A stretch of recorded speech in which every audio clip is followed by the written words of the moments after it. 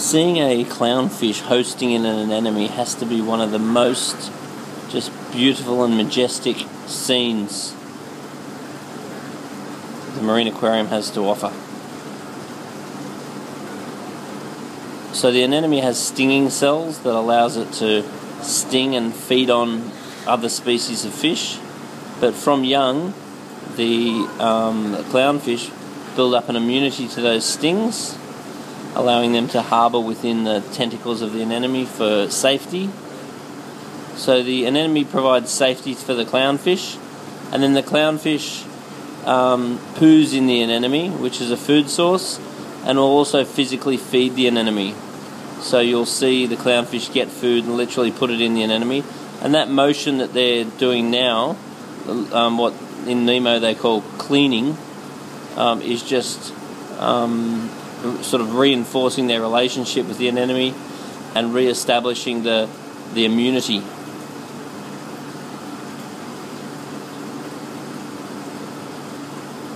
So clownfish are very beautiful and very easy fish to keep. The big one is the female and the small one is the male, and if they're in a colony there will only ever be one female, and if the female dies, the males, because they all start out males, the most dominant male will then change to a female. A nice big abalone. It's just caught my attention. Now when you put an anemone in the tank, it's either the best or the worst thing that you ever put in, because if you get a good anemone and he finds a nice spot, it's just the most amazing feature. But if the anemone decides to plonk himself on the front glass, then that's annoying, or in the rocks somewhere where you can't see him, that's annoying. But most of all, it's annoying if he finds his way into one of your pumps, because if the anemone does suck itself into the pump, then it will cut up into millions of pieces and release neurotoxins and potentially kill all your fish. So that's why I say it's the best or the worst thing you ever put in. So when you put an anemone in the tank, turn off any power heads that might be near it. It's actually better just to not have any power heads at all if you have an aquarium that's anemone proof.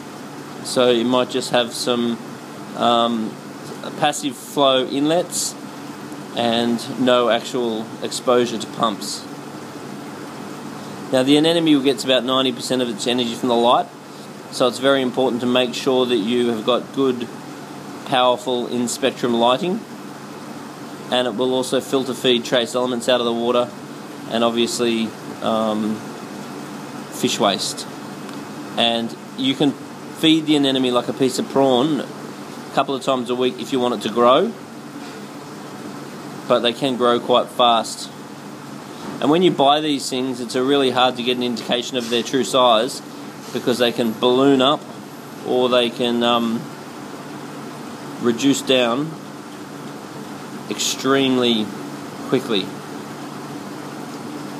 It's obviously fairly closely related to the jellyfish. The anemone itself actually doesn't have a colour.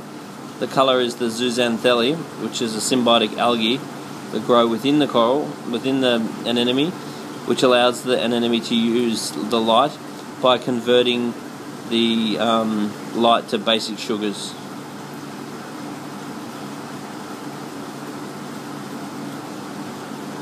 At night time they close up into almost nothing. You can see the anemone closing up now, not because it's night time. It must be just the way the clownfish are sort of maybe annoying it. I also sometimes see damsels in anemones too for some reason. Obviously clownfish are in the damsel family, so that's quite believable. There's also little shrimp that can harbour within the anemone as well, which are anemone shrimp. Now these particular clownfish, the Nemo clownfish, the Ocellaris clownfish or Percula clownfish, are very fussy. So Ocellaris, which are these ones, but also the Percula, which are the ones that get more black on them, are very fussy. So seeing them in an anemone like this is absolutely beautiful, but don't go thinking you can buy any anemone like the one at the back there and expect your clownfish to go in them, because most species of clownfish are very they'll go to any, Not these ones. These ones are really fussy. They only want to go in the right anemones. And if you do get a clownfish and you've got an anemone, just be patient, because sometimes the clownfish will go for months and never go near the anemone, then all of a sudden become best friends with it, as if they have just fallen in love. And then other times you get the clownfish and they go in the anemone, then after a while they don't. But I mean, that's what it's all about. They do their own thing, they've got their own personalities. But if you do have clownfish in the aquarium, it's really, really important not to add any other clownfish, because if you have a pair of clownfish and you add them at once, it's pretty safe. Actually, any clownfish you have at once is safer than having clownfish and then adding more later, because they can be very territorial to each other.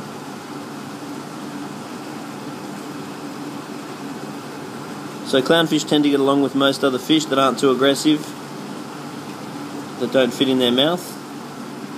Also, you will find the clownfish sometimes try and host in various corals like Cataphyllus, so more like Gonioporas and Fungias. And it looks pretty cool, but it's not to the best interest of the coral. So after a while, the coral does tend to die.